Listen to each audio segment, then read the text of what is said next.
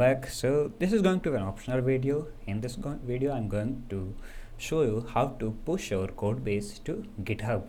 Okay, so this is going to involve a bit of using git commands. If you are interested, please continue watching the video. However, this does not involve anything related to JPA. Okay, so if you are interested only in learning about JPA, feel free to skip this video. So I'm going to complete this step, that is git push initial code base to GitHub. Okay, so let's proceed to IntelliJ IDEA.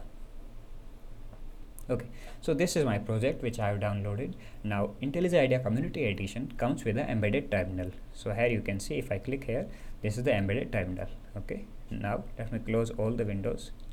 Okay, now if you want to go into this particular directory of your code base, what you do is you simply click here and drag it to IntelliJ IDEA terminal. Okay, now if you want to see that what is the current directory, you simply do pwd, that is present working directory. Okay, this is user / my name Java Spring Boot training Spring data JPA demo. Okay, so this is the present working directory for me. Now I want to push this code base to GitHub. Okay, so let us see how to do that. First thing is you need to initialize a git repo in this directory. How do you do it? Git init, simple as that. Okay, here we got initialize empty git repository in this particular .git folder. What is .git? Let us see, ls-la. .git is this particular directory, okay, which is going to contain your metadata related to git. Okay, so I'm not going to go into details of it. I'm just going to explain how to push this particular code base to remote repository on a GitHub. Okay, so next is you do something called git status. So it is saying that untracked files, these are the untracked files, and you do git add file name to include in what will be committed. So I'm not going to do them one by one, rather I'm going to use a command that is going to include them in what will be committed all at once. Let us see how to do that. Git add -a. -a means all.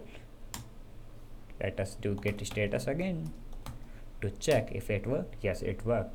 Now it is saying changes to be committed and all are in green.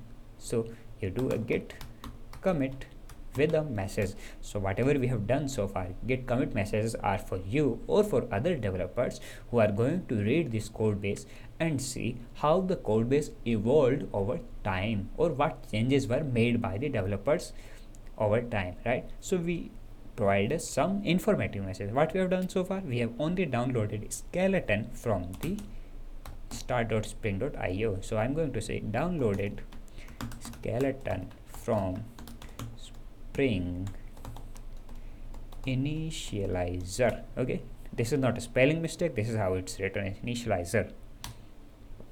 Okay, so we have committed this, right? How do we say that if our commit was successful? You do git log. Okay, let me clear it. Now do a git log.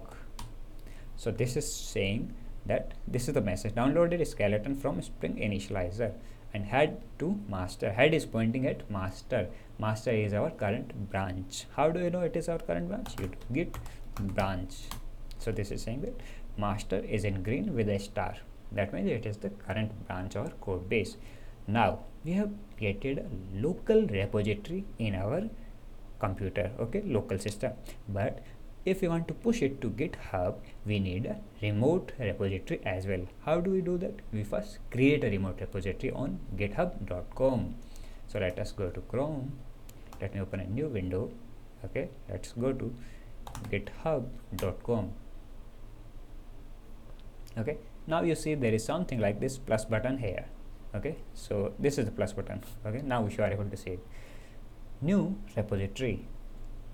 Let us give it some name which is informative. Let me call it Spring Data JPA demo, same as my local artifact ID. Okay, you click on create, let it remain whatever defaults are there. You click on create repository.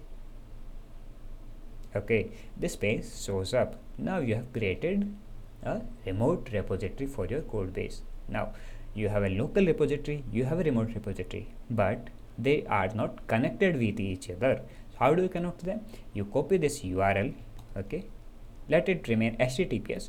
You copy this URL and go back again to terminal, and then you add the remote, git remote add.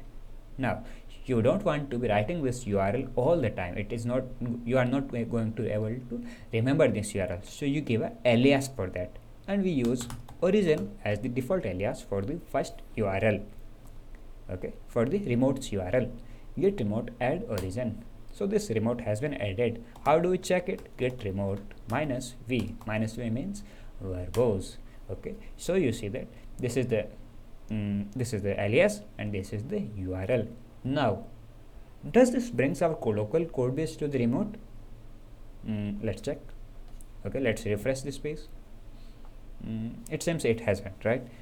Because even after refreshing this page, I'm not seeing code base, I'm just seeing the same page. So what we need to do, we need to push, that is push the code base from your local to the remote. How do we do that? Simple, git push remote's alias, which is origin. And which branch do you want to push? We have got only one branch, that is master. So let's do that. Okay, so now it is saying master to master. Let us see. Now let's try to refresh this page. Okay, here you can see that our local code base is now available on github.com. okay, so this is how you create a remote repository, and then you link the two, and finally push your code base to the remote. Okay, this is optional, but if you are interested in Git, you should do it. Okay, bye bye.